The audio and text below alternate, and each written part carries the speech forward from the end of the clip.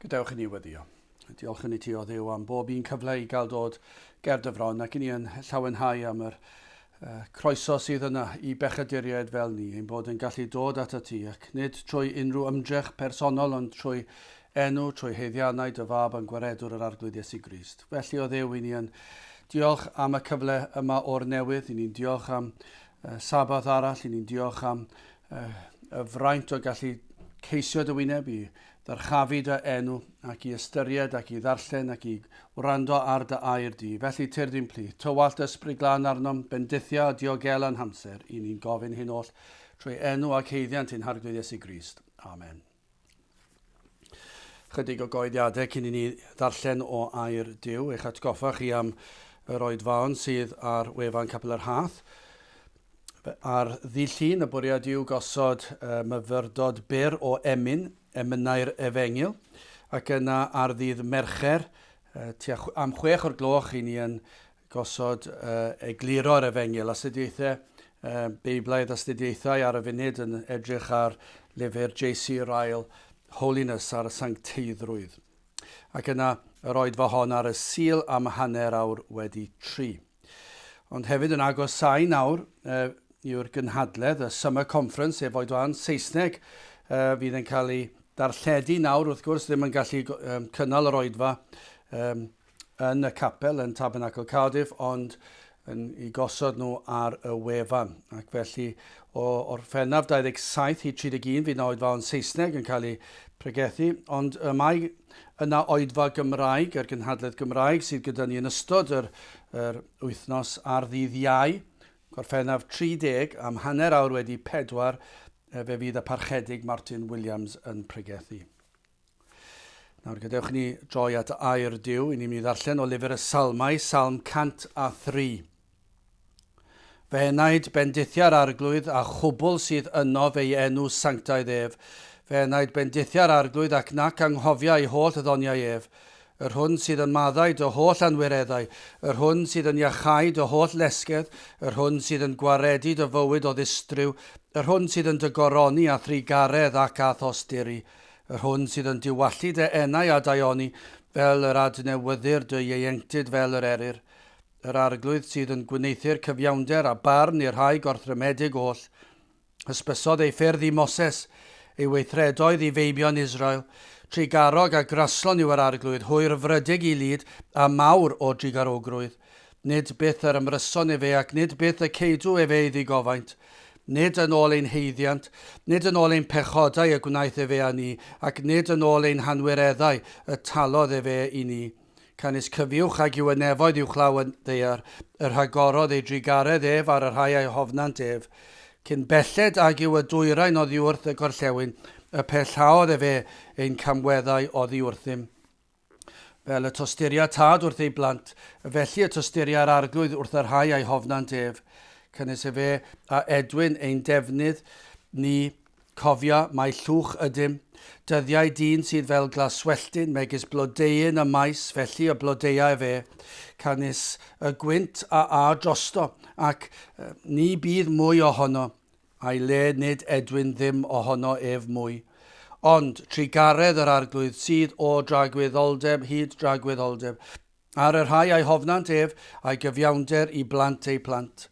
I'r sawl a gadwant ei gyfamod ef ac a gofiant ei orchmynion i'w gwneithir, yr arglwydd a baratodd ei orseddfa yn y nefoedd, a'i frenhiniaeth ef sydd yn llywodraethu ar bob peth.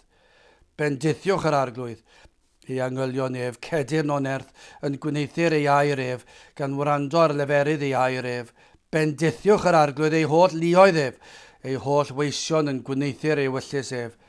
Bendithiwch yr arglwydd ei holl weithredoedd ef, ym mhob man o'i lywodraeth, fe enaid bendithia yr arglwydd. Bydd y bendithiw ar ei air sanctaidd ef. Gydewch ni edrych ar ran o'r salm honno. Fel testyn, Salm 103 ac adnod 10, y ddegfed adnod, nid yn ôl ein pechodau y gwnaeth efe a ni, ac nid yn ôl ein hanwireddau y talodd efe i ni. Nawr mae hon yn salm arall sydd yn sefyll allan fel perl.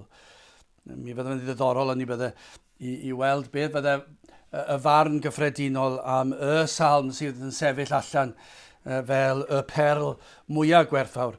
Ac mae e'n amhosib ond diwedd, bydde fe ddim yn deg i wneud hynny. Siwr o fod ddim yn iawn i wneud hynny. Ond mae yna ambell i salm ond oes na sydd yn sefyll allan. Salm 23, y ganfed, salm 121. Gymaint ohonynt, ond yma mae yna rhywbeth arbennig iawn fan hyn am salm 103 o'r dechrau hyd y diwedd. Mae'n llawn cysur ac yn llawn addewidion. Ond dim syndod i'r salmydd ddechrau y salm drwy ddweud fe enaid bendithiau'r arglwydd a chwbl sydd ynof ei enw sanctaidd ef. Mae yna gymaint yma i'r Cristion, gymaint i beri i'r Cristion lawenhau. Ond hefyd mae yna lawer yma i'r ceisiwr. Llawer o adnodau sydd yn gysur, sydd yn her, sydd yn rhoi gobaith i'r ceisiwr. Nawr, dwi am ganolbwyntio ar rai adnodau o'r 6 adnod ymlaen, ond mae'n anodd iawn i bregethu ar y salm hon, neu salm tebyg i hon, ac anwybyddu rhai o'r adnodau eraill. Mae yna werth ond oes. Dim ond i ddarllen, dwi wedi darllen yr adnod gyntaf, na i ddarllen o'r ail adnod ymlaen. Ac gobeithio ac yn gweddio bydd yna rhai fydd yn gwrando, fydd hyd yn oed os yw gweddill y bregeth yn mynd yn angof, bydd yna rhywbeth am yr adnodau cyntaf yma yn ysgytwol i chi, i ddeffro chi, falle rhywun sydd yn eistedd lawr yn ei cartref nawr yn gwrando, falle'n cerdded allan a'r clust ffonau yn y clustiau yn gwrando, neu falle rhywun sydd yn wrthwynebus i'r gair, ond yn cael ei orfodi i eistedd lawr a gwrando ar y bregeth yma. Ddim wir eisiau bod yn gwrando, ddim treulio awr arall o'r sul yn gwastraffu hamser yn ôl nhw yn gwrando. Ond falle bydd yna rhywbeth yn yr geiriau yma fydd yn eich ysgwyd chi yn eich deffro chi ac yn peri bod chi yn gwrando. Wel, gwrandewch. Dyma chi. Dwi'n ond darllen y geiriau sydd eisiau gwneud. Wrth gwrs, mae yna alwad yn does i bregethu ac i ymhelaethu ar air Duw. Ond mae yna le, dim ond yn y darlleniad. Gwrandewch. Fe naid bendithiau'r arglwydd ac nac anghofiau i holl y ddoniau ef. Falle bod yna rhywun wedi hen anghofio'n trwy ras a rhagluniaeth Duw, eich bod o'r diwedd yn gwrando eto ar air Duw. Ac mae yna her fan hyn. Fe naid. Beth chi fod i wneud? Bendithiau'r arglwydd ac nac anghofio i holl ddoniau ef. Yr hwn, pam dylen ni ddim anghofio gair Duw? Gwrandewch, yr hwn sydd yn maddau dy holl anwireddau, yr hwn sydd yn iachau dy holl lesgedd, yr hwn sydd yn gwaredu dy fywyd o ddistryw, yr hwn sydd yn dy goroni a thrigaredd ac a ddosturi, yr hwn sydd yn diwallu dy enau a daioni, fel yr adnewyddir dy ieuenctid fel yr eryr. Dyna chi eiriau. Llawn gobeith, llawn her, llawn cysur. Ond sylwch nawr ar y 6 adnod, y cysur sydd yn y 6 adnod. Dyna i chi, mae yna ddigon o gysur i beri i rai eistedd i fyny a gwrando. Mae'n hawdd ond diwe. I ni gyd wedi wneud ac falle bod yna rhai yn ei wneud nawr sydd yn gwrando. Hawdd eistedd a beirniadu. Beirniadu. Darganfod beiau a'r Gristnogaeth efallai. Mae yna rai yn dweud, wel, mae gwyddonwyr yn dweud hyn a'r llall, ac yn honni bod ganddyn nhw brawf, does ddim prawf ganddyn nhw, ond maen nhw'n honni bod ganddyn nhw brawf yn dweud hyn a'r llall, ac eto ni'n gwybod bod gwyddoniaeth yn profi bod y gwyddonwyr blaenorol yn anghywir am ei ddamcaniaethau nhw. A dyn nhw dal ddim yn gallu dod at y gwirionedd. Ond falle bod chi'n eistedd yn meddwl bod chi'n glyfar wedi cael eich tygau a'ch lefel a chi yn y gwyddoniaeth ac yn gallu dod ar ryw ddadleuon, ond chi'n gwybod yn ddwfn yn eich enaid chi, nad yw hwnna'n ddigonol. Chi'n gwybod ydy'r prawf ddim yno, ond chi'n feirniadol o'r ffydd Gristnogol. Efallai yn feirniadol ar Gristnogion. Dyma'r un clasurol yn dweud, chi'n galw chi'n yn Gristnogion, ond dwi wedi gweld chi'n colli tymer. Dwi wedi gweld Gristnogion sydd yn gwbl ragrithiol. Wel, wrth gwrs i bod nhw. Mae Gristnogion dal yn bechaduriaid. Mae Gristnogion dal yn methu. Ond nid eich lle chi yw penderfynu fod Cristnogaeth yn wastraf amser llwyr oherwydd bod chi'n nabod rhywun sydd i'ch siomi chi. Efallai bod yr rhai chi'n sôn amdano, falle nad ydyn nhw'n Gristnogion. Ond falle bod nhw. Ond chi ddim yn gallu dod â drwy gasgliad fwyaf hirt nad yw Cristnogaeth yn wir oherwydd rhagrith un. Mae'n hawdd beirniadu yn dwi. A hawdd beirniadu'r pregethwr. Dwi wedi clywed sawl beirniadaeth. Ac eich chi'n meddwl, wel, dyna chi esgus yn fodlon mynd i golled digar tragwyddol achos chi ddim yn licor pregethwr. Mae'n hawdd ar ganfod beiau. Dweud nad yw Cristnogaeth i chi, wel dim mater o ddewis yw hwn. Nid fel dwi wedi dweud o'r blaen, nid achos chi ddim yn berson crefyddol ei ffeidio. Dyw hwnna ddim yn dod mewn i'r peth. Dyma yw'r peth fan hyn. Mae hwn yn fater o fywyd am marwolaeth. Na fyddwch chi nawr yn deffro o'ch trwmgws a sylweddoli'r hyn yw gwir Gristnogaeth. Y perlau o fendithion sydd i'w cael yma. Mewn byd, dyma chi berl yn y chweched adnod. Mewn byd sy'n llawn gormes, gwrandewch ar hwn.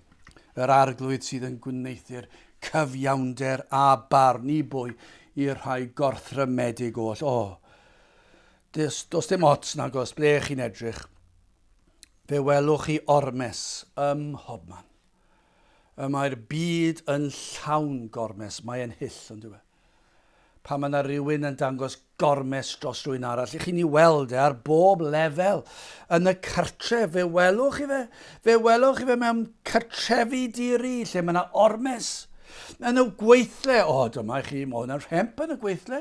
Fe fi yna un mwyn dringo i fyny'r ysgol yn fordlon dangos gormes, yn tanseilio rhywun, yn ddilornus o rhywun, mwyn iddyn nhw cael y cyfle i cael fwy o gyflog, i cael fwy o statws. Mae yna ormes yn does, mae yna siarad tu ôl cefnau pobl, mae yna gosod y gillell i mewn, mwyn brifo teimladau rhywun. I ni'n ei weld mae yna ormes, i ni'n gweld ar lefel y gweithle, ni'n gweld ar iard ysgol, lle mae yna blant yn bwlian ac yn gas i'w gilydd. Ac mae eisiau dangos dwi'n gallu cicio'r bel yn galetach na ti, yn fwy cywir na ti, dwi'n gallu gwneud yn hablen well na ti, ac yn chwerthin ar bobl sydd ddim yn gallu gwneud cystal. Mae yna tynnu pobl lawr trwy'r amser i ni'n gweld yn bob man. Fe welwch chi ym mhob maes, ac yna fe welwch chi fan ein strydoedd ni, yn ein dinasoedd ni, mae yna ormes ond oes na. Yn ein llywodraethau ni, yn ein gwledydd ni, i chi'n ei weld ar bob lefel, o wlad tuag at gwlad arall, gormes. Mae yna gymaint yn cael ei gorthrymu. Ond nid felly yw'r arglwydd. Yr arglwydd sydd yn gwneithio'r cyfiawnder a barn i'r rhai gorthrymedig oll. Mae yn gyfiawn ym mhob maes. Ond yn sicr wrth iddo ddelio gyda'r sawl a welodd ei gwendid.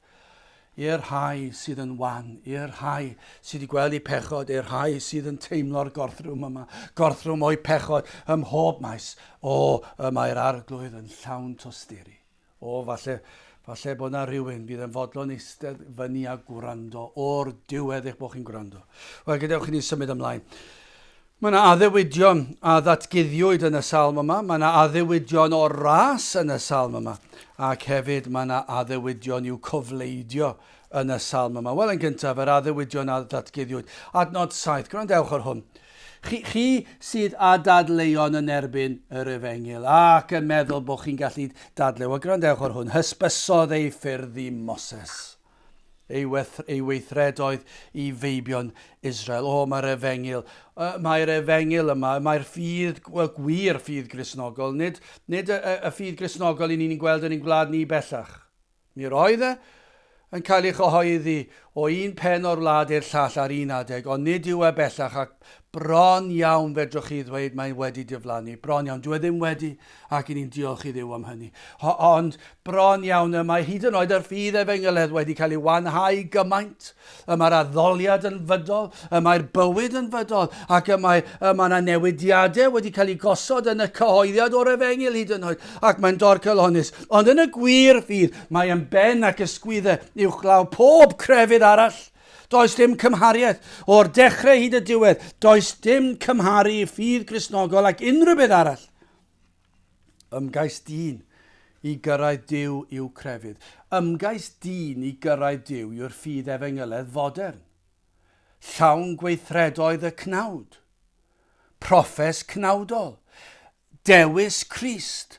dewiswch Iesu Grist ac i chi'n Gristion. Dyna be mae'r ffydd efengyledd fodern yn ei ddweud, ond yw hwnna ddim gwahanol i rywun sy'n dewis unrhyw grefydd arall. Dilyn rhyw ganllawiau, gwneud hyn a'r llall. Dyna yw crefydd.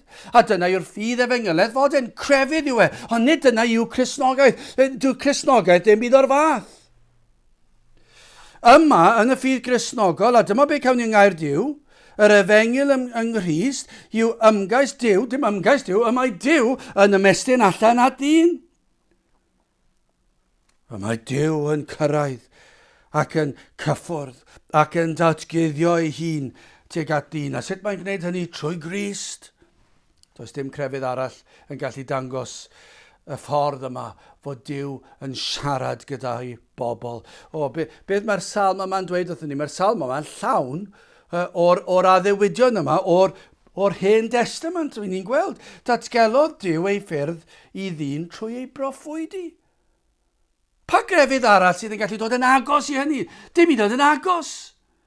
Proffwydolaethau nagoes, ond mae'r ffydd Gristnogol yn llawn ohonynt. A dyma beth ddigwyddodd fan hyn. Yng Ngaer Duw, cawn yr hyn oll sydd yn angen reidiol ar ein cyfer. Mae Duw wedi siarad gyda dyn trwy ei broffwydi yn wirthiol. Mae yn wirthiol. Fe siaradodd e gyda Moses.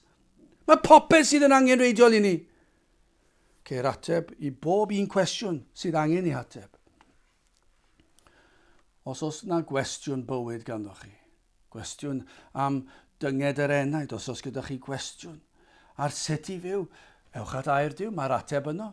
Wrth gwrs, fydd y ffyliaid yn dweud, wel, does dim ateb am rhywbeth sydd yn ymwneud â gor-yrru, achos doedd dim ceir i gael y dyddiau. Wel, wrth gwrs bod na ateb.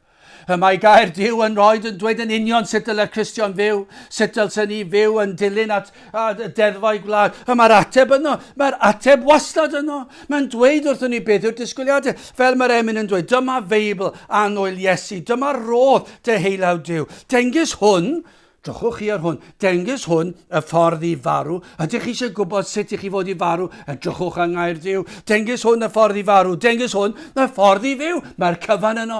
Does dim un man aneglir. Does dim un man cymylog.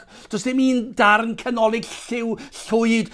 Ni ddim yn siŵr os yw yn ddyn unwyd. Na, mae e gyd yna. Mae e'n blwmp ac yn blaen. Dengys hwn y ffordd i farw. Dengys hwn y ffordd i fyw. Dengys hwn y golled erchyll. Gafwyd draw yn Eden Drist. Dengys hwn y ffordd i'r bywyd trwy adnabod Iesu Grist. Cawn rhyfeddodau wedi datguddio ni trwy gydol ei air. Siaradodd Duw. Yn y 5 llyfr cyntaf o'r Beibl yn dod gyda Moses, fe ddywedodd Duw wrth Moses beth oedd angen i ysgrifennu. Dyna chi ddirgelion, dyna chi ddatguddiad gwirthiol. Hysbysodd ei ffyrdd i Moses. Nid oedd Moses yno pan greu Duw y byd, ond hysbysodd Duw wrtho, dywed wrth Moses yr hyn oedd i'w ysgrifennu. Dyna cawn ni disgrifiad o ddechreuad y byd. Mae'r dyn yn dweud sut dechreuodd y byd ar bydysawd. I ni'n gwybod, mae yng Ngaer Duw. Mae'r cyfan yn gwneud synwyr. Mae'r cyfan yno i'r lythyren ola fi. Mae pob un manylun yno sydd angen i ni wybod. A mae'n gwneud synwyr. Does dim byd yma'r byd yma wedi dod â'i damcaniaethau sydd yn gwrthbrofi hyn. Mae e gyd yna. I ni'n dysgu am yr hyn ddigwyddodd i ddynoliaeth hefyd. Wrth i ddyn bechu. I ni'n gweld pam fod dyn fel ag y mae. Pam fod un yn deffro'n flin yn y bore? Pam fod un yn dweud pethau sydd yn gas wrth eraill? Pam fod ni wastad eisiau rwy'n i roi clod i ni? Pam i ni wastad yn dilyn rhyw lwybr i ni'n gwybod nad yw yn iawn? Pam? Achos be bechodd dyn. Darllenwch be ddwedodd Duw wrth Moses i'w gofnodi be ddigwyddodd gyda Gadda ac Efa. Mae yna, mae gyd yna. Cafodd weld cynlluniau Duw tuag at ei bobl. Dyma beth hysbysodd yr arglwydd i Moses. Ac gafodd wybod yn bersonol iddo fe yn rhagluniaethau Duw yn bersonol i Moses. Dywed Moses wrthym oherwydd y datguddiad a gafodd dywed y cyfan sydd angen i ni wybod am fforddi a chawdwriaeth. Mae'r cyfan am Iesu Grist ar groes wedi cael ei roed i ni. Hysbyswyd y cyfan i Moses gan Dduw. Gan ddisgrifiad o ffordd Gras a Trugaredd y byddai'r arglwydd yn darparu achubiaeth i'w bobl. Dyma be mae'r salmydd yn dweud fan hyn. Mae Duw wedi dweud wrth Moses bod y cyfan yn mynd i ddod maes o law sut trwy Grist. Sut ni'n gwybod hynny? Dyma beth ysgrifennodd Moses, Genesis 3 adnod 15, gelyniaeth hefyd a sodaf rhyngof ti a'r wraig, a rhwng dy had di a'i had hithau, efe a sigad y ben di a thithau a sigi ei sawdl cafodd Moses wybod y cynllun, dyna chi fanylder, y cynllun y byddai Duw yn anfon ei fab Iesu Grist ymhen blynyddoedd, y byddai Crist sef had o wraig yn dod ac ysigo pen y sarf yr un drwg. Dyna chi broffwydoliaeth o'r groes. Y ffordd y byddai Duw yn delio â phechod. Reit ar ddechrau'r Beibl. Mor fuan ar ôl y cwymp, cafodd Moses y gair i'w roi, yr addewid a ddatguddiwyd iddo, y byddai Iesu Grist yn concro yr un drwg. Ond dyma'r rhyfeddod, fe wnaeth hyn a ddywed y byddai yn digwydd. Fe ddigwyddodd e. Fe wnaeth e. I ni'n gwybod darllenwch y Testament Newydd. A mae'r Hen Testament yn llawn ohono fe. Yr arglwydd yn hysbysu i'w broffwydi, yn dweud beth oedd yn mynd i ddigwydd. Ac yna, fe ddigwyddodd e. Nid addewid, nid proffwydoliaeth wag oedd hon. Digwyddodd y mae hanes yn datgan iddo ddigwydd. Ond hefyd i Moses y datguddiwyd byddai Crist yn dod. Mae darlun cysgod oedd yr hon, oedd yr oen a laddwyd adeg y Pasg. Dyna chi, eto yr hysbysu yma i Moses. Mae yna ddarluniau a cysgodion trwy gydol i fywyd e. Heb sôn am gweddill y proffwydi darllenwch Eseia, mae e'n llawn o broffwydoliaethau. Ond i ni'n sôn nawr, gan bod y Salm wedi cyfeirio at Moses, yr oedd Iesu Grist yn mynd i fod yr oen a laddwyd adeg y Pasg. Dyna chi gysgod o'r hyn oedd i ddod o'r oen dinam yr arglwydd Iesu Grist ar y groes. Y byddai Crist yn dod ac yn mynd i'r lladdfa ein mwyn ni. Byddai Iesu Grist yn cael ei ddarchafu fel y sarf o bres a ddyrchafwyd ar bolyn. Dyna chi eiliad, y mae e'n hysbysu ni am hyn. Y mae e'n dweud wrthon ni am yr adeg honno yn y difeithwch, y codwyd, y pigwyd, yr rhai gan y gwenwyn ac yna wrth edrych ar y sarf o bres. Dim ond edrych oedd eisiau nhw'n wneud, ond dyna chi ddarlun. Yr oedd iachad wrth edrych ar y sarf o bres, ond dyna chi ddarlun o Grist yn cael ei ddyrchafu ar y groes. A dim ond edrych sy'n rhaid chi wneud. Chi sy'n eistedd lawr nawr yn gwrando. Chi'n gwybod beth sydd eisiau chi wneud? Wel, mae Moses yn dweud wrthyn ni. Wel, mae Duw yn dweud wrthyn ni. Mae Duw wedi dweud wrth Moses a mae Moses wedi dweud wrthyn ni. Edrychwch ar Grist ar y groes. Dyna ffordd o achubiaeth. Mae Iesu Grist oedd y graig yn y difeithwch. Mae Crist y byddai yr iawn a geir trwy'r aberth ar y groes. Ioan 5, adnod 46. Canis pe credasau chwi Moses, chwi a gredaswch I minnau, o blegyd amdana fi yr ysgrifennodd fe. Wel, gwrandewch ar Moses, gwrandewch ar y Salm. Cafodd Moses yr holl addewidion anghreidiol. Hysbysodd ei ffyrdd I Moses, ei weithredoedd I feibion Israel. Y ffordd yr oedd Duw am iddo fe a'i bobl fyw. Cafwyd y cydernid yn dod wrth weld y gweithredoedd rhyfeddol a brofodd. Y 10 pla, dyna chi brofiad. Pan agorwyd y môr coch, dyna chi brofiad. Y ddarpariaeth o'r manna o'r nef, y dŵr yn llifo'r graig, y cyrraedd gwlad ar y ddewyd Canan. Dyna chi brofiadau. A'r cyfan yn dweud beth, edrychwch I Grist. Ond dyna chi gydernid wrth weld a ddewidion a gweld a ddarpariaeth goriwch naturiol. Mae'r ysgrythyr yn llawn ono fe. Sdim un crefydd arall yn dod yn agos I hyn. Ond mae yna gadernid trwyddi draw. Mae popeth sydd I hangen yma yng Ngaer Duw. Oes yna un sydd yn gwrando sydd dal yn dadle nad oes digon o sail i'r ffydd Gristnogol. Wel, gai ddweud yn garedig iawn I chi, rhaid ydych chi'n ffyliaid. Mae yna ddigon o sail. Mae yna sail ar ben sail. Mae yna reswm ar ben reswm. Mae yna dystiolaeth ar ben dystiolaeth. Ond hyd yn oed wedi dweud hynny, I ni hefyd yn gwybod hyn. Welwch chi mohono fe. Byddwch chi ddim yn ei ddeall. Byddwch chi methu i ymgyffred. Hyd yn oed pan ni'n gallu gosod yr holl dystiolaeth yma ger eich bron chi. Wneith e ddim eich symud chi o gwbl. Hyd yn oed os chi'n cael eich perswadio yn eich pen, fydd eich gogwydd dal tuag at bechod pam y mae angen i'r arglwydd i hysbysu fe i chi hefyd. Dyna beth ddigwyddodd i Moses. Fe ddatguddiwyd y cyfan yma i Moses. A dyna beth sydd ei hangen arnoch chi. Y mae angen i lygaid yr enaid cael ei hagor. Mae'n sefyllfa driennus ond yw e. I chi'n ddall. Chi ddim yn mynd i weld e. Chi ddim yn gallu weld e. Chi ddim eisiau weld e. Fyddwch chi ddim yn gallu weld e. Ond i bai i'r arglwydd ddod ac i agor llygaid eich enaid. Wel, gadewch i ni symud ymlaen. Mae'n swndio'n anobeithiol ond yw e.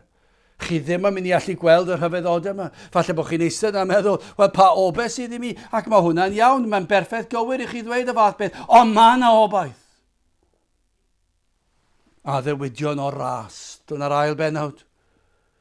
Does dim un Cristion yn dadlau gyda'r datganiad yma, mae Gras yw y cyfan. Os ych chi'n Cristion yma heddi, fe fyddwch chi siŵr o fod, os nad yn ei ddweud yn allan yn uchel i bawb cael clywed, fe fyddwch chi'n dweud yn eich enaid, Amen.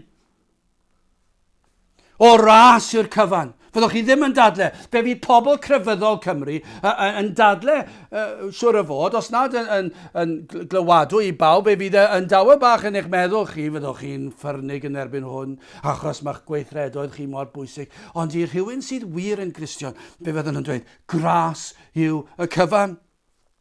Achos os ych chi'n dadle â hyn, yna'n sicr gallu dweud, dydych chi ddim wedi deall, neu nad ydych chi wedi profi gwaith Duw ar yr enaid, achos fe fydd y Cristion yn gallu llawenhau ac cytuno gyda'r adnodau yma wyth ymlaen trigarog a graslon yw yr arglwydd. Hwyr frydig i lyd a mawr o drigarogrwydd. Nid byth yr ymryson e fe ac nid byth y ceidw e fe ei ddigofaint. Dyna i chi adnodau. Dyma'r tystio Moses iddo brofi oedd yn wir am ei ddiw. Yr oedd Moses yn tystio. I ni'n gwybod hynny achos yn Exodus 34 adnod 6, i ni'n darllen.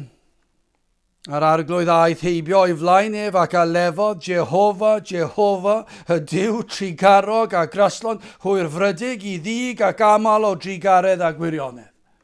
Roedd Moses yn tystio am drigaredd a gras. Duw a'i faith a'r ffaith ei fod yn hwyr frydig i ddig ac yn amal o drigaredd a gwirionedd. A dyma be mae Dafydd yn tystio iddo. A dyma yw profiad pob un Cristion. Y mae pob un Cristion yn deffro yn y bore ac yn diolch i Dduw am ei ras. Ei fod erioed wedi edrych arno ni yn ei drigaredd. Ac wrth fynd i'r gwely yn y nos yn llawenhau am drigaredd Duw, ei fod e dal yn profi o'i ras a'i drigaredd. O, fe welodd rhain, Moses, Dafydd, Cristnogion, hyn sydd yn wir amdanynt. Cawsant olwg ar ei pechod. Sut i ni'n gallu uniaethu gyda'r salmydd a Moses? Achos i ni wedi cael golwg ar ein pechod. Trwy ras a trwy waith yr ysbryd glân, fe welson nhw, Moses a Dafydd, yr hyn oedd gogwydd eu cylonau nhw, fe gafon nhw olwg. A dyna chi olwg erchill yw e. Nad oedd dim byd yn ddyn nhw oedd yn heiddi unrhyw beth. Fe welon nhw hynny ac unrhyw Cristion sydd yn gwrando. Dyna beth sydd wedi digwydd trwy waith yr ysbryd glân yn peri eich bod chi'n deffro ac yn gweld ac yn deall ac o'r diwedd chi'n gweld eich pechod. Chi'n gweld eich heiddiant. O, mae hyn mor estron i'r byd. Yn sicr yn yr oes i ni'n byw ynddi. Mae pawb ond ydynt yn cael ei dysgu i wthio ei hunain. Mae pawb yn cael ei hatgoffa o'n hawliau, yr hyn i ni'n ei heiddi. Mae bron iawn yn dweud, wel, i chi'n heiddi hwn, i chi'n heiddi gorffwys, i chi'n heiddi gwyliau, i chi'n heiddi'r car yna, chi'n heiddi'r tŷ yna, chi'n heiddi, a mae yna restr hir o bethau. Ond mae mor bell o ble dylsen ni fod. O, na fydden ni'n dechrau yn y man cychwyn cywir. O, am weld yr hyn ydym ni yng ngolwg Duw. Dyna lle sy'n eisiau ni fod. fedrwch chi ddim dod yn agos at y ffydd Gristnogol os nad ydych chi yn dechrau yn y man cywir. A'r man cywir yw bod chi'n gweld eich bod chi mewn carchar tywyllt di. I weld eich pechod, i weld eich bryntni, i weld eich methiant. Dyna'r man cychwyn. Mae'n broses boenus. Mae'r byd fel petai yn trial dod mor bell i ffwrdd a hynny sy'n bosib. Mae hyd yn oed pobl crefyddol yn trial cael chi dod i'r oedfa a neu chi deimlo'n well. Nid ein bwriad ni fan hyn yw wneud i chi deimlo'n well. Bwriad cyntaf yw wneud chi deimlo eich pechod ac i deimlo'r llwyth eich pechod ar ei ogrwydd fel mynyddoedd byd. Dyna'r bwriad. Dydyn ni ddim eisiau gweld pawb yn gadael oedfa gyda gwen mawr ar ei wynebau o reidrwydd. Wrth gwrs, sy'n eisiau gweld llawenydd yr efengyl, ac os daw hwnna yn ystod yr oedfa, dyna yw ein gweddi ni. Ond y man cychwyn yw i ni weld y dagrau. Dyna lle sy'n rhaid i chi fod. I chi weld eich pechod. I chi weld beth yw eich tuedd naturiol. At beth yr ydych yn troi yn naturiol. I ba gyfeiriad y mae'n heneidiau yn symud. Bod gogwydd at falchder ac at bechod. Dyna ble mae angen i chi ddod. Hyd yn oed pan ych chi'n gwneud gweithred sydd i bob golwg yn ymddangos mor dda. Yn garedig i gyddyn. O, fe newn nhw unrhyw beth drostoch chi. Dim ond codi'r ffôn ac fe fydden nhw draw i'ch helpu chi. Ac mae hwnna'n weithred dda. A dydyn ni ddim yn ddilornus o'r weithred dda. Ond beth i ni'n dweud yw, i ni hyd yn oed yn gallu sbwylo hwnna gyda'n balchder. Hyd yn oed hynny, yr hyn a welwn, yw fod ein balchder a'n pechod yn llygru'r weithred dda ac yn ei sbwylo fe'n ngolwg Duw. Yr awydd yma am glod. Mae'r pechod mor dwyllodrus. Ond hyn yw y broblem. Nid yw dyn yn naturiol yn ei weld. Rhaid i Dduw weithio'n gyntaf. Rhaid i Dduw i'r arglwydd agor llygaid yr enaid i weld beth yw ein gwir gyflwr. Pan mae'r ysbryd glân wedi gweithio. Beth sydd yn digwydd? Efallai bod yna rhywun lle mae'r ysbryd glân wedi dechrau gweithio ac o'r diwedd mae'r enaid yn cael ei oleio ac mae'n dangos i chi'n glir pa mor frwnt yw yr enaid, pa mor erchyll yw'r pydew i chi ynddi. A pan i chi'n gweld yr hyn yw eich gwir heiddiant, pan i chi'n gweld eich bod chi'n golledig, pan fod ei ogrwydd yn teimlo fel mynyddoedd byd, mae'n hawdd ond yw canu mi dafla maich oddi ar fy ngwar. Ac sôn am yr ei ogrwydd fel mynyddoedd byd, ond does dim byd fel teimlo fe. Mae'n hawdd i ganu fe.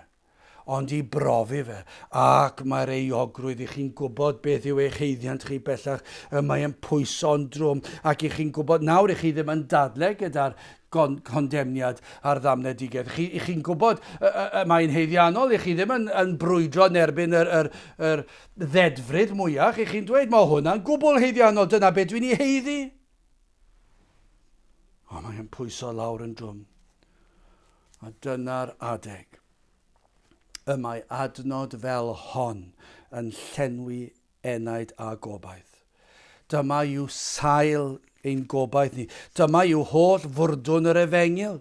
Trigarog. Dyma beth i ni am i'r enaid sydd nawr wedi dod at ddiwedd ei terfyn. I'r un sydd wedi trio popeth a wedi trio gwella hunan ac yn methu ac yn teimlo'r ei ogrwydd ac yn pwyso'n drwm ar yr enaid ac yna o'r diwedd i glywed hyn. Trigarog a graslon yw yr arglwydd. Hwyr frydig i lyd a mawr o trigarogrwydd. Dyna'r geiriau chi eisiau clywed. Mae'r ddeddf wedi datgan a tharrannu eich bod chi'n golledig ac mae yna le i hynny ac mae rhaid i chi gael eich bod chi'n golledig am dod yn fyr o ogoniant Duw. Ond dyna beth i chi angen i glywed yw hyn, trigarog a graslon yw yr arglwydd, hwyr frydig i lyd a mawr o trigaroglwydd. Ond nid mae'r enaid llwythog yn deheu i glywed. Efallai bod yna rhywun wedi dod i wrando fan hyn, neu wedi dod i ryw oedfa yn methu cysuro ei hun. Ac yn llawn dadleuon pam nad oes gobaith i chi. A falle bod chi'n gallu rhestru eich holl wendidau. A falle'n teimlo'n isel oherwydd hynny, ond yna i chi glywed am drigaredd yr arglwydd. Ei fod wedi dod at sawl sydd yn llwythog ac yn flinderog fel chi, at rai fel chi y daeth Crist. Nid at bobl crefyddol Cymru y dath Iesu Grist, ond at y llwythog a'r blinderog, at y rhai sydd wedi teimlo i'r euogrwydd fel mynyddoedd byd yn gwasgu, ac yr anobaith sydd i'w gael pan ych chi'n gweld eich pechod, a drai fel chi y daeth Crist, ac yna beth ni'n clywed, fod e'n drigarog tuag at y sawl sydd yn dod fel hyn. Yr rhai sydd wedi gweld ei pechod a'i heiddiant, i glywed am un sydd wedi darparu'r hyn oll sydd ei hangen ar yr enaid. I chi'n clywed am drigaredd yr Iesu. Beth yw drigaredd yr Iesu? I'r Iesu dalu'r dyled yn llawn. Fe dalodd e'r ddyled yn llawn. Dyna chi bris y talodd e. Roedd y pris yn anferth. A roedd yn amhosib i ni dalu'r ddyled. Mae'r dyled rhy fawr. Ond dath Iesu Grist ac fe wnaeth e'r cyfan. Fe gyflawnodd e'r gyfraith yn fy lle. Mae wedi byw bywyd perffaith. Mae'n rhoed o'i gyfiawnder i mi. Mae wedi cymryd y gosb. Fe y pris oedd marwolaeth tragweddol. A beth nath Iesu Grist ar y groes? Fe ddioddefodd e. Di gofaint y tad yn cael ei osod arno ef. Fe dywalltodd ei waed. Fe ath bywyd allan ohono. Ac fe nath e bodloni gofynion y tad. Fe nath e'r cyfan. Trwy ei fywyd a'i farwolaeth a'i atgyfodiad. I glywed ei fod yn hwyr frydig ei lyd. Dyna chi gysur i rai. Falle bod yna rhai sydd yn gwrando. Mae'r tro cyntaf chi glywed yr Efengyl. Ond ych chi'n llawenhau fod yr arglwydd yn hwyr frydig bod chi wedi bod yn hir yn dod i glywed e. Falle bod chi wedi gwrthod sawl gwahoddiad i wrando, ond o'r diwedd ych chi wedi gwrando. Ond i rai, mae e'n ffordd arall yn gallu edrych yn fe. Falle bod chi wedi clywed yr Efengyl droion cannoedd o weithiau, ac ych chi wedi gwrthod, ych chi wedi dyheu am y byd. Ond o'r diwedd, ych chi'n llawenhau i glywed, mae e'n hwyr frydig, yn hir. Mae'n aros yn hir. Mae'n amyneddgar am yn hir. Mae'n rhoi cyfle ar ôl cyfle ar ôl cyfle chi. Gwrthodiad ar ôl gwrthodiad. Chi wedi codi dwrn joion tuag ato. Ond nawr y mae e dal yn ymestyn allan ato chi. Chi'n clywed am ei ras a'i drigaredd. Ac efallai nawr i chi'n gallu ymuno gyda'r emynydd. Gwrandewch, falle dyma yw tystiolaeth sicr, byddwch chi'n gallu dychmygu, dyma be fydde tystiolaeth Moses, dyma be fydde tystiolaeth y Salmydd, a tystiolaeth y Cristion, a falle bod yna rhywun yn ymuno gyda'r emynydd. Gwrandewch ar y geiriau yma. Odd flaen o ddiw rwy'n dyfod, gan sefyll o hir bell. Pechadur yw fe enw, ni feddaf enw gwell. Trugaredd wyf yn ei geisio, a cheisio eto wnaf. Trugaredd i mi dyro rwy'n marw onys caf. Ond dyna darlun o un sydd dan llwyth euogrwydd pechod. Pechadur wyf mi welaf o ddiw na allaf ddim. Rwy'n dlawd, rwy'n frwnt, rwy'n eog o byd drigarog im. Mae hwnna mor wahanol i grefyddwyr ein byd ni. Mae nhw'n dod ac yn meddwl, edrychwch, dwi wedi gwneud hyn a dwi wedi gwneud y llall. Ond nid felly'r Cristion neu'r un sy'n ceisio. Pechadur wyf mi welaf o ddiw na allaf ddim. Rwy'n dlawd, rwy'n frwnt, rwy'n eog o byd drigarog im. Rwy'n addef nad oes gennyf, drwy mywyd hyd fy medd, o hyd ond gweiddi pechais, nid wyf yn heiddi hedd. Dydych chi ddim yn heiddi dim, ond mae trugaredd Duw yn ei gynnig eich chi. A dyma'r gobaith. Mi glywais gynt fod Iesu, a'i fod e felly nawr, yn derbyn publicanod a phechaduriaid mawr. O derbyn arglwydd, derbyn fi hefyd gyda hwy, a maddau'r holl anwiredd heb gofio'r camwedd mwy. Dyna chi eiriau. Dyna chi eiriau o dystiolaeth y byddai Moses o'r oed Dafydd ac y mae pob Cristion yn gallu tystio iddo. Wel, i orffen yn fyr, mae yna addewidion i'w cofleidio. Gai ofyn i chi wrth orffen. Ydych chi wedi dod at y man yma yn gallu ymuno gyda'r emynydd, ymuno gyda Moses a Dafydd, ymuno yn y gan o fawl am drigaredd yr arglwydd. Ydych chi wedi profi yn bersonol o'i drigaredd? Ydych chi wedi profi hwn, adnod 10? Nid yn ôl ein pechodau y gwnaeth e fe a ni, ac nid yn ôl ein hanwireddau y talodd e fe i ni. Dyna i chi adnod. Ei fod wedi delio chi yn llwyr o'i ras. Ac nad wedi delio chi yn ôl eich pechodau, dyna'n heiddiant ni. Ond dyna yw trugaredd. Fel Cristion, mae hyn yn wir. Nid yw Duw, nid yw'r arglwydd yn delio ni yn ôl ein pechodau. Pam? Hyd yn oed fel Cristnogion pan i ni'n methu. Pam? Achos i'r Iesu yn barod ddelio a'n pechod, iddo gymeryd ein cosb yn ein lle, ef sydd wedi talu'r ddyled trwy dywall ei waed ar y groes. Ac mae wedi wneud hynny pan deithon ni'n Gristnogion, ac mae dal ein gorchuddio ni'n llwyr. Mae Iesu Grist wedi delio â pechodau'r gorffennol, presennol a'r dyfodol. Dyna pam nad yw yn delio â ni yn ôl ein pechodau. Nid yn ôl ein pechodau gwnaeth e fe a ni pam mae Iesu Grist wedi talu'r pris yn llawn. Am oes rhyfedd i ni'n byw yn ni. Oes sydd yn gweiddi allan am hawliau, ac eto yng ngolwg Duw, petai dyn yn cael ei hawliau, yna condemniad bydde hynny. Mae dynion pechaderus yn gweiddi am hawl. Dydyn nhw'n sylweddoli be maen nhw'n gofyn amdano, achos ei hawliau ger bron Duw yw condemniad tragwyddol. Ond mae Duw yn llawn trigaredd. Mae'n galw allan fan hyn, mae'n dweud nid yn ôl ein pechodau gwnaeth e fe ni, i'r sawl sydd trwy ras wedi gweld eu pechod, i'r rhai gorthrymedig, i'r rhai sydd yn teimlo'u pechod. Ac o brofi hyn, gallwch ymuno gyda'r salmydd adnod 11, canis cyfiwch ac yw y nefoedd uwchlaw y ddeiar, yr rhagorodd ei drigaredd ef ar yr rhai a'i hofnant ef. O, ni all ei drigaredd na'i fawredd fod yn uwch. Nid oes pellter i'w ddisgrifio. Nid oes can o fawl sydd yn ddigonol, ei fod wedi delio ac euogrwydd ein pechod.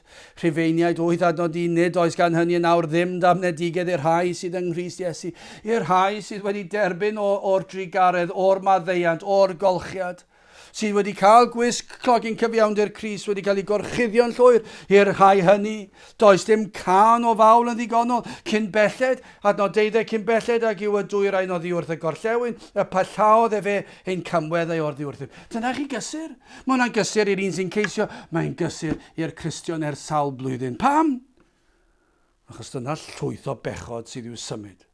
Pan mae'r pechadur yn dod at Grist y tro cyntaf. Nid oes yr un weithred y gall yr enaid ei wneud i symud ei bechod. Mae'r llwyth yn rhy fawr. Mae'r broblem yn anferthol. Mae'r euogrwydd yn erchyll. Ond fe all Iesu Grist ddelio â'r cyfan. Fe osodwyd yr holl lwyth o bechod ar yr arglwydd Iesu Grist, ac yno iddo'n gwahanu ni oddi wrth euogrwydd ein pechod cyn belled ac yw y dwyrain o'r gorllewin. Dyna chi gysur. Nid oes dim gall un cyhyddo ni ohono, dim un cyhyddiad gan yr un drwg, y mae pob un pechod yn cael ei osod ar Grist, yn nydd y farn, yn nydd yr arglwydd Iesu Grist, yn y dydd erchyll honno, fe fydd na ddwrnod yn dod, ac fe fyddwn ni'n gallu sefyll yno, ac fydd yr arglwydd Iesu Grist yn dweud, mae'r holl bechodau wedi cael ei gosod arna fi, dwi wedi derbyn y gosb, ac mae wedi rhoi o'i gyfiawnder i ni. Cyn belled ac yw y dwyrain oddi wrth y gorllewin. Dyna pa mor bell, y pellaodd e fe ein camweddau oddi wrthym. Does dim byd y mae Satan yn gallu dod. Ac mae'n trio ond yw e. Mae'n atgoffa chi o bechodau'r gorffennol. Ond beth ych chi'n gallu wneud? Ych chi'n gallu ateb Satan nôl a dweud, mae Crist wedi cymryd y gosb yn llwyr. Mae e wedi pellhau ni oddi wrth euogrwydd ein pechodau cyn belled ac yw y dwyrain o'r gorllewin. Mae Crist wedi gwneud y cyfan. Dyna chi gysur. Dyna chi fendith, dyna chi addewidion sydd yma i'w gael. Gai ofyn i orffen, ydych chi wedi cofleidio yr addewidion yma? Ydych chi wedi cofleidio yr arglwydd Iesu Grist? Yr un sydd yn llawn trigaredd. O, dewch ato, trai fod yn agos, trai fod ger eich bron chi, ei fod yn dwysbigo'ch enaid chi. Os oes na rhyw dwysbigiad yn y cydwybod, rhyw euogrwydd, galwch arno tra bo cyfle. Dewch ato. Pam? Wel, y cysur yw, dwi ddim yn troi'r un enaid i ffwrdd. A dyma'r llawenydd. Nid yn ôl ein pechodau y gwnaeth e fe a ni, ac nid yn ôl ein hanwireddau y talodd e fe i ni. Cyn belled ac yw y dwyrain oddi wrth y gorllewin. Y pellaodd e fe ein camweddau oddi wrthym. Gadewch i ni weddio. A nawr bydde di ras ein harglwydd Iesu Grist, a chariad Dyw, a chymdeithas yr Ysbryd Glân, fod gyda chwi o hyd byth. Amen.